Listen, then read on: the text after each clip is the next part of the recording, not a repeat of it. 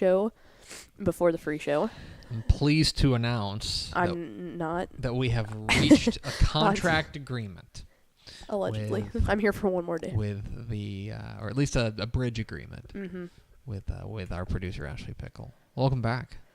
Thanks. I thought about walking out completely. I know, I threatened it. I read the contract was long overdue. I don't disagree with you, but wow, it's a really it's good to have you back. Mallory did great, but it's good to have you back. You were legit upstairs like sick. Yeah, I was on my deathbed for about 60 hours. Flu just hit me like a freight train. And it was one of those, I am always very thankful when it's not the stomach flu, because that's just no good. No, I would rather have I just feel like I got hit by a train flu than the stomach flu. So none of that. I was still able to eat and everything, but I could get out of bed for about 5-minute spans, and then I was like, I'm exhausted. I have to lay down and sleep for 3 hours to recover from my 5 minutes of verticalness. Yeah, that's rough. I tried to watch the shows. I could make it about 10 or 15 minutes, and then I fell asleep again. Are you suggesting that our that our witty repartee didn't just inject some life into you? There could have been a clown with a blowtorch and on an elephant and all that stuff, and nothing could have injected life into me for the past at least 48 hours, maybe prior to that. Okay. No, there was nothing that could have brought me back to life. I tried everything. Okay, well, welcome back. Thank you. So, I'm trying to remember how this came up. It was Tuesday night. Tuesday night was election night. It was the primaries. It was there was a bunch of primaries in the state of Texas. We're not talking about politics. I don't care. Super Tuesday. And I made a comment on Twitter because you and I both are journalism nerds. Correct. But we've always worked in sports. I've always worked in sports. Yeah. You've always worked. You, in your training, you always have to dabble. Yes, I was going to say I definitely did a lot of news in college, but that was at my college TV station, which is legit, but not legit. So, on election night, it's when all of the non-sports people they act like sports reporters for one day. Yeah. And basically we have to work late and we have to work on tight deadlines and we're tracking a ton of different results. It's a Friday night then. It's a normal Friday night for us. We used to joke when we were doing Football Friday and it's the same with Texas Football Tonight that it really is like election returns. You know what I mean? Right. And I would say that there's obviously the people on the news that work the night shift. Yes. They work from 3 to 10, more of our Friday night, but most of the time they are going to report on one singular event and it has already happened, or it's just kind of a report of what is happening. But this is more like sports in the way that everything's happening all at once and you're dissecting the information as it's coming in. Yes, exactly. Is probably the better. But here's the issue though, and this is and I'm happy to welcome our non-sportsy friends to the deadline party. However, and this was something that happened when I worked at the Tulsa World. This is something that happened at the Dallas Morning News. And I think it happens, it's like a tradition at newsrooms. Yeah, it is. They order pizza that night. Yeah. If it's election night, they're going to order pizza and be like, all right, here you go, guys. We got pizza for everybody. Here's your food. That's bullshit. Nobody ever, one person has ever bought us pizza. Shout out Matt Wilson. And shout out Matt Wilson. And that was realignment day. One person's ever bought us pizza. We don't get pizza when we work on a Friday night. It's just but what I wanted to do, because I tweeted something about it, and a friend of mine on Twitter wrote back and said, I'll send you guys pizza at the newsroom. And I said, that's very nice. Thank you, Shannon. I appreciate that. We need to set up a way for our viewers and our readers to just send us pizza. Because wouldn't it just be great if pizza showed up at our door unannounced via one there of needs our... to be a sign-up sheet though, because we don't need 75 people sending us pizza on one night when we could spread that out throughout the season. What we need is a pizza fund. Yeah. People can like donate to our pizza fund. There you go. So then we can order pizza when we need it. We can order pizza like whenever our reserves get low and we need pizza. Which would be great too, because I think that we've found a pretty suitable alternate. It will never be our King Alfredo from Alfredo's Pizza in Louisville. Mm-hmm. It's tough. R.I.P.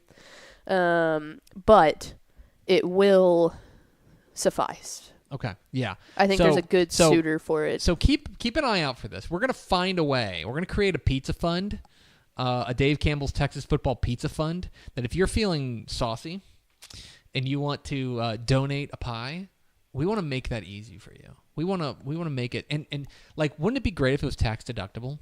Yes. Like a tax deductible pizza donation. That'd be great. Cool. I will say something that you missed out on. We did enjoy a ton of Yellow Box Heaven Chicken Express at Texas Football Tonight.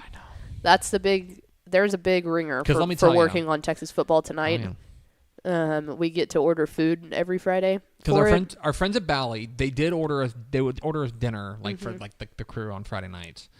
But they would never do chicken-y. Yeah, we would ask the students, the North Texas students, what they wanted. And one week we got Chicken Express, and that was like our decision. And then after we had made our round through about 3 or 4 places where we knew we were going to keep ordering from, we would ask all the students what they wanted, and 99% of the time it was Chicken Express. Give me that box. And we ate so much Chicken Express, and it never got old on a Friday night. It was the fuel. Like, basically, Texas Football Tonight was brought to you by Chicken Express. It was literally fueled by it, yeah. Literally fueled by Chicken Express. Yeah, powered by Chicken Express. Yes. That's a tough scene for me. So you did miss out on that. That's tough. Anyway, we're going to set up the Dave Campbell's Texas Football Pizza Fund. The Texas Football Today Pizza Fund. There we go. Just for us. Hit the theme expo. Pickle! Hit the air sign.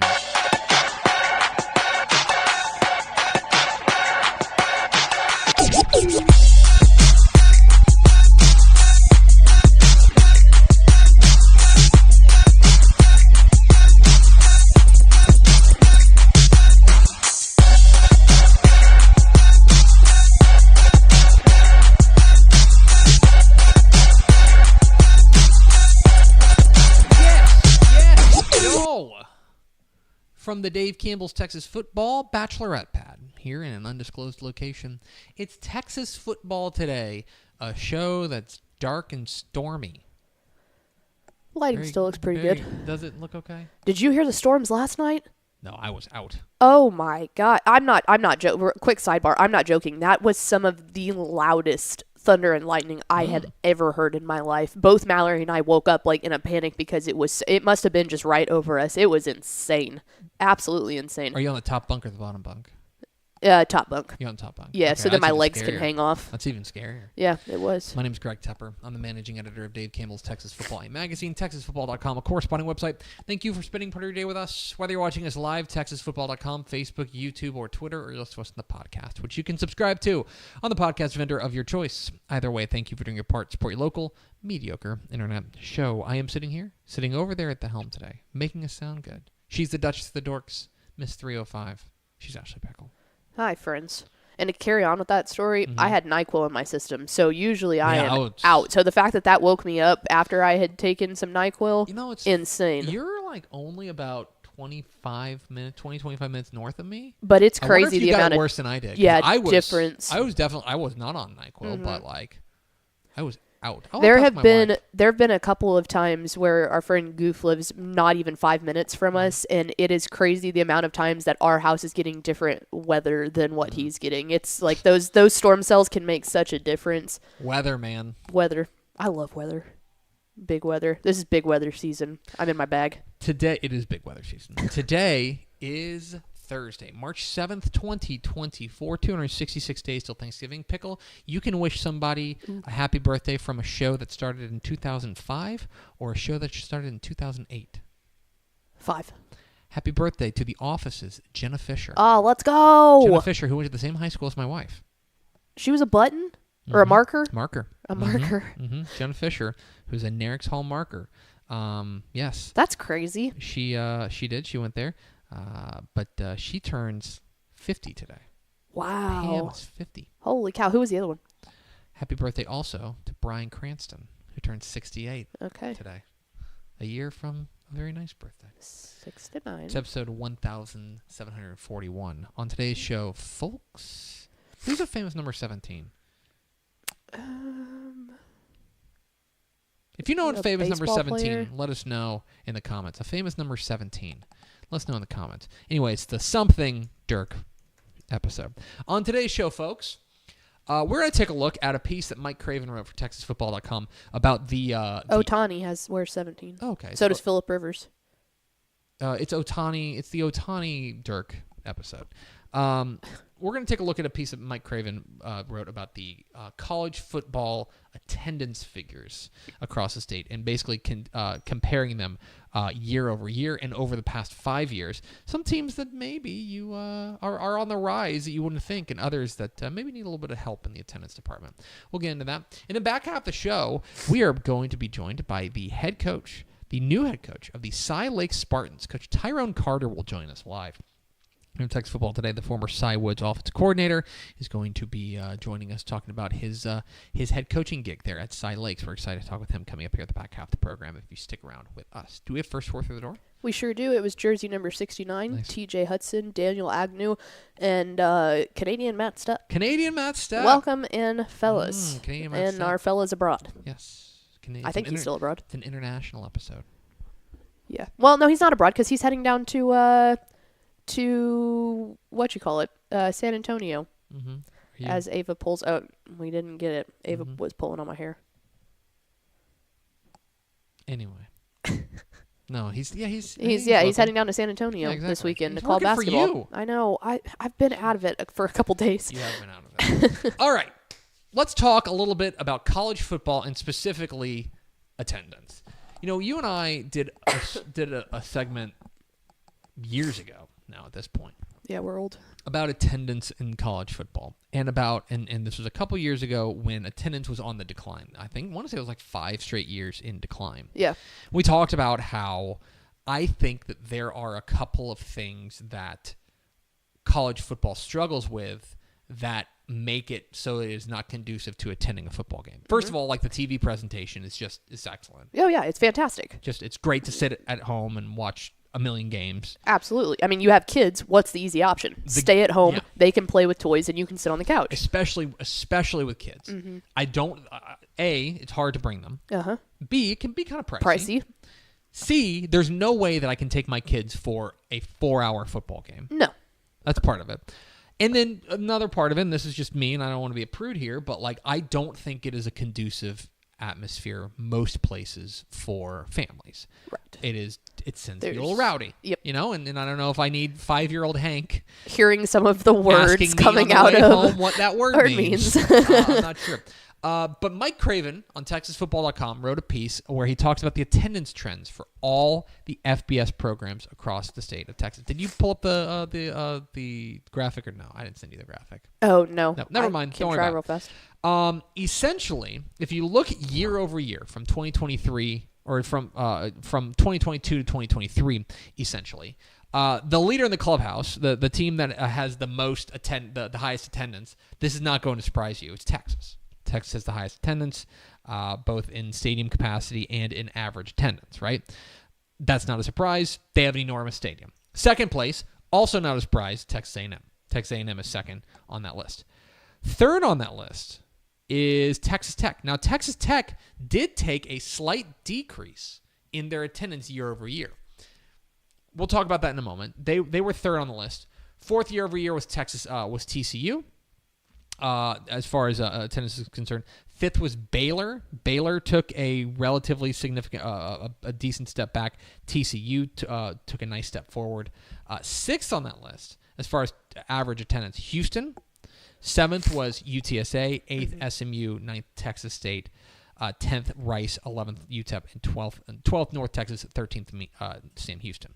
Now, that is, you have to take into account the size of stadiums and stuff like that. Right. When you take a look at the trend lines for year over year, there were a couple teams that really made a nice leap. Mm-hmm. Some of them, I think, are pretty easy to understand. Sam Houston made a big leap. Yes. Forward. They're up 9% in attendance. Not even making a leap into a better conference, making a leap from I don't even, what do you call that, division of football? Division 1 to 2, or rather, the subdivision. Subdivision, up to FBS, right? That is surprising. It would be very troubling if Sam Houston did not have an increase in attendance. What I think is interesting, though, is they did that despite the fact they did not have a ton of Saturday games. No. Remember, they were playing a lot of midweek games. Wednesday games. Yeah, a lot of Wednesday games. So even to have that is impressive. Second highest attendance improvement, Texas State, up 20% year over year.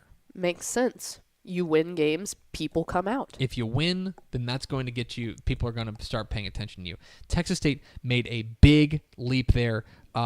It was very, very impressive to see them. And plain and simple, you saw those crowds swell as the season went on. People started buying into what G.J. Kinney was selling, and there was excitement there in the program. Even further than that, I think their president, Dampus, has something to do with that, too. You saw them go through an entire shift from their academic leadership of, okay, hey, we had a president beforehand that did not put a lot of stock into athletics, and now you have a guy that's out here riding these mini motorcycle bikes trying to get students out to the games and really caring about that. I think college administration as a whole can have, even way further than just the athletic department, can have a huge factor on that.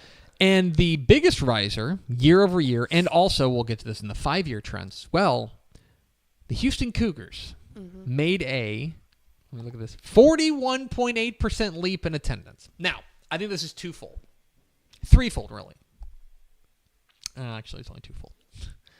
One, Houston has not drawn particularly well in the past, in the recent years. Plain and simple, TDECU Stadium it's no longer TDECU Stadium. It is. Is it still TDECU Stadium? Oh, that's right. Apogee is not Apogee. It's Daku. Yeah. So it's another credit union stadium. It's another credit union. But yes, it is still TDECU. TDECU Stadium, plain and simple, in the past couple of years, has not had a ton of their capacity has not been good, right? They averaged in 2022 25,000 in attendance. I mean, the barn probably seats 40. Yeah. Right? 40, maybe a little more than 40. Yeah, it's big. It's a big stadium. They were up to 36,000 as their average.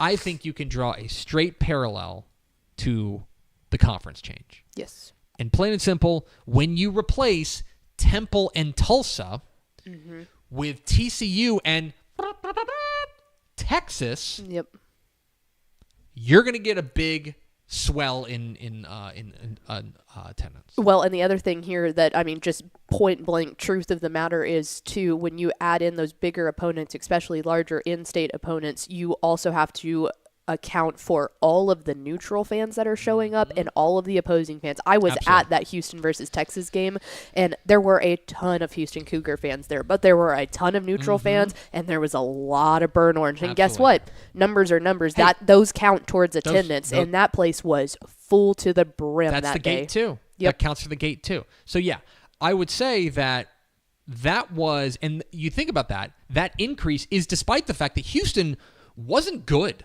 No. Like, they fired their coach. Like, they were not good last year.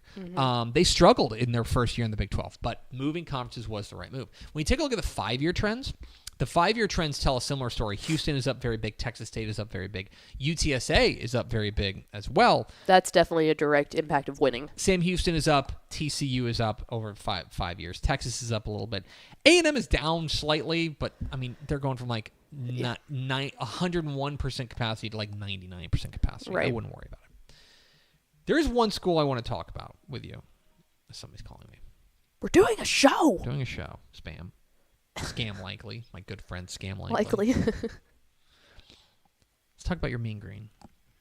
Yeah. Because the numbers for North Texas are, quite frankly, troubling. Because year over year, they were down 6.6% in attendance. I 6.6%. yeah. And over the last 5 years, they're down 13.5%. By far the biggest drop. Second biggest drop, only behind SMU, which is a little strange too. But that is, as far as year over year, 5-year drop, they are by far the biggest. I was not surprised by that. You weren't. That's interesting. Why not? Well, one, I'm not the MC anymore. No, of course, people come up. No, think about 5 years ago. Where were they? They were the top dog of Conference USA, basically. So you're coming off, that would have been, 2018, say 5 years ago. So what you're doing there is you're coming off of the historic year, not only for the North Texas football team, but for North Texas athletics. In 2017, they made it to the conference championship in football. They won the conference championship in volleyball. The men's team was really good in basketball. I mean, soccer won the conference championship. So you're looking at a program that was, as an athletic department as a whole, at an all-time high. You had the best quarterback that North Texas had ever seen in Mason Fine. I mean, the thing was rolling at that point. After 2018 was Mason Fine's senior year. Things didn't end up playing out how they had hoped to. The bowl game wasn't working out. That was when you started to see Seth Luttrell's decline. So you went through a couple of years of that. Now you move into another conference, and that's great, but they didn't win early on this season. And when you're looking at a program like North Texas, you're looking at a liberal arts school. This, from a person who worked in the marketing department for 4 years, you have a struggle getting those students to those games. And the reason being is a lot of those students are not interested in football. They're not interested in athletics as a whole. So the only way that you have people that show up to North Texas games that aren't the Mean Green faithful is if you are consistently winning. If you are winning, people see the fun. They see the fun that the other fans are having, that their peers are having. But that is a program that is an uphill battle. You're fighting against the neutral fan of why go to a North Texas game when you can go to a Mavs game, when you can go to a Stars game, when you can go to a Cowboys game, all that stuff. So it's a big hotbed area that should have fans that come out to it, but you have to have success, and you haven't had that in the past 5 years, so it's going to decline. If Eric Morris can get it rolling again, you can easily get it back up. But I wasn't surprised by that, to be completely honest with you. That's really interesting. I that does make a lot of sense, actually, now that you explain it, because, like, plain and simple, like, in North Texas, like, I mean, you are also fighting for the neutral fan. Oh, absolutely. More so than almost any other place. TCU goes through it and SMU goes through it, which is another reason why I think SMU is struggling to get it up as well. Yeah. I'm interested to see the team that I've got my eye on the most in this year is going to be SMU. Yes. Because SMU moving to the ACC, they get TCU and Florida State at home. Those should be big crowds. They need to. I want to see if they have a boost in attendance there. Anyway, the piece up on TexasFootball.com. It's attendance trends for FBS teams in Texas. You can find it out. Mike Craven wrote it at TexasFootball.com. Go read it. We're Texas Football Today. We're here every weekday at noon on TexasFootball.com, talking football in the Lone Star State. You can follow us on Twitter at DCTF. Like us on Facebook, Facebook.com/Dave Campbells. Follow us on Instagram, Instagram.com/Dave Campbells. And, of course, see us at TexasFootball.com. Coming up here in just a moment, Tyron Carter, the new head coach of the Cy Lake Spartans, will join us. But first, a word from these goods and services. I feel like busting loose, busting loose. Come on, get on up. Oh yeah, get on up. Busting loose when you wanna sing. Busting loose, baby, do your thing. Talking about busting loose, yeah. Hi, I'm Jennifer Potter, Executive Director of Be Well Texas. Too many people are struggling alone these days, and alcohol and drug deaths are increasing. We started Be Well Texas to offer high-quality, science-based addiction treatment and recovery services anywhere, even at home. We provide compassionate, caring support, virtually or in person. In many cases, there is no cost for treatment if you don't have insurance. Really. Welcome to Be Well Texas. We're glad you're here. Wing is the largest residential drone delivery provider in the world, delivering to your home in less than 30 minutes.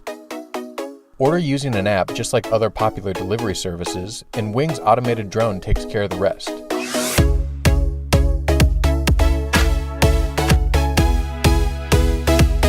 It's fast, safe, and sustainable, and it's now delivering to parts of Dallas-Fort Worth, Texas. You can learn more at wing.com/TexasFootball. Again, that's wing.com/TexasFootball. Born and bred in Texas hits a little different, as it should. Texans love doing business with fellow Texans. VCR Now takes its Texas roots as seriously as its many partnerships with schools and universities around the state. It's also why we're so proud to promote our brand in the pages of the Texas Bible, Dave Campbell's Texas Football, and on the airwaves of Texas Football Today. Driven by producing quality broadcast video, state-of-the-art audio, and LED video scoreboards at affordable prices, VCR Now makes sure to listen to your needs in its athletic department before recommending the next best steps. Building great products is our business, and it's our focus on building meaningful, long-term partnerships with our clients that sets us apart. From our 24/7, 365-day help desk, the training lab in our hometown of Red Oak, or our sports marketing business plan that puts money back in the hands of our athletic departments we support, VCR Now is built to last. Reach out to us today at info@vcrnow.com or by calling 855-GO-VCR-NOW. Again, that's info@vcrnow.com or by calling 855-GO-VCR-NOW. Back here on Texas Football Today. Pickle, let's go to the hotline. We are pleased to be joined by the new head coach of the Cy Lakes Spartans. We're joined by Coach Tyron Carter. Coach, how are you? I'm good. How you doing? Doing great. How are things in beautiful Cypress, Texas? Man, they're good. A little windy today, a little warm, but everything's going great out here, man. I'm excited about this new journey. The new journey is that you were back in January named the new head coach there of the Spartans there at Cy Lakes. You were previously the offensive coordinator there at Cy Woods.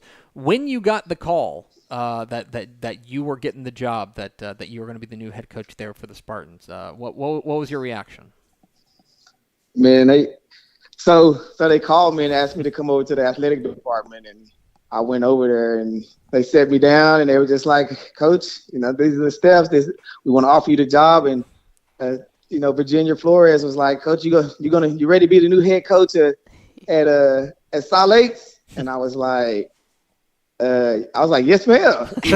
And she was like, well, you seem so calm. And I was like, well, you really don't know that I really want to run around this room right now. And so I told her it's been a long time coming and just a dream come true. And I took that, I soaked it all in. And once they finished talking to me, I accepted the job. I walked outside and it was just me and the street lights. And I just kind of stood there for a second, like in awe that like it actually came true. So, yeah, that's how I felt, man. It was an amazing feeling for me. And the first phone call I made was to my wife and yelling in the car and excited, and she was elated for me. So it was great. It has been a long time coming. Stops at Arlington Heights, Hutto, Del Valle, Medina Valley, Groesbeck, Huntsville, most recently there at Cy Woods. Whenever you first met your players, whenever you first got a chance to get them in the room and talk with them, what was your message to them when you addressed them for the first time as head coach? I mean, I tried to let those kids know just a little bit about me and my background, let them know that, I'm a winner. I've been winning everywhere that I've had the opportunity to coach at. I let those kids know that, I love kids. I got in this profession a long time ago, one, because coaches had the biggest impact on my life, but I also wanted to impact kids. I'm the first person in my family to go to college and to graduate with a degree and change my family tree. So I wanted to be able to give that back to those kids. I let them know that our program was going to be about character, academics, and work ethic. People are always going to question, how good we are, how good you look, but they're never going to question how hard we work.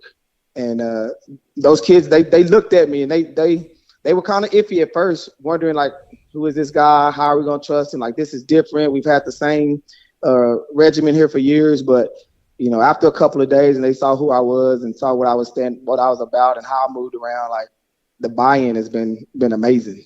It's been real amazing. Talking with Tyron Carter, the new head coach of the Side Lake Spartans here on Texas Football Today. Get involved in the conversation, hashtag TF Today. Coach, this is your first head coaching job. You've had, we talked about, you've had a variety of different stops along the way. So for Side Lakes fans who are looking to see them get back to their winning ways, what kind of team can we expect to see? Under the tutelage of Tyron Carter, what kind of Spartans team can we expect to see? Well, you're going to see a team that's going to be very disciplined. We're going to be disciplined. We're going to play the game the right way. We're going to know our assignments inside and out. These kids are going to be physical. This game is a very violent game, and it's meant to be played physical. Our kids are going to play that way. We're going to play till the clock hits 0-0-0, no matter the score, whether we're up or whether we're down. Our kids are going to have that competitive nature where they're going to fight to the very end, which is things that are going to carry them on not only in this game of football, but also in life. Our schemes are going to be simple enough for us, but complicated for the people that we play so that we can find a way to be successful. Our kids are hungry. These kids are hungry to win. They're hungry to do things that's never been done in Salt Lakes. And that's been the most rewarding thing here, that these kids have bought into everything that I've been bringing here, and they've been open to the new challenge of me challenging them and holding them accountable to the standard. I want to ask you a little bit about your 2024 squad, the squad that you're inheriting. They went 3-7 last year, kind of under interim coach Marshall Green. A nice step forward for this program.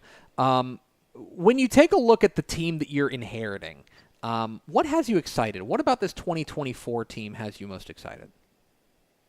Well, the most exciting thing is I have kids that have played.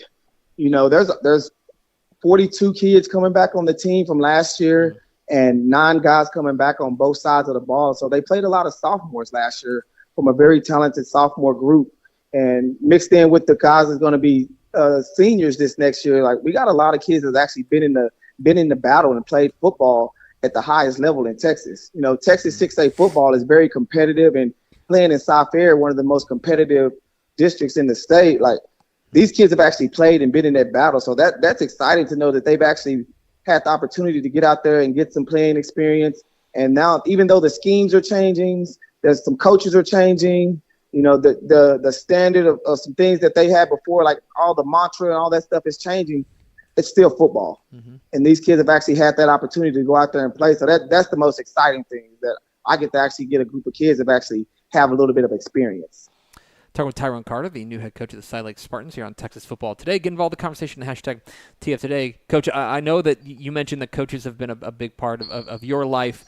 That you've coached with a variety of other great coaches. One of them is the guy whose staff you're leaving there, and Cody Semper, head coach there at Cy Woods. I'm curious what you feel like you may take from you learned from Coach Semper that you're going to bring over to Cy Lakes. Man, I can say this about Coach Semper. Coach Semper is a grower of men. He's been very successful as a head coach, and he's all about growing coaches.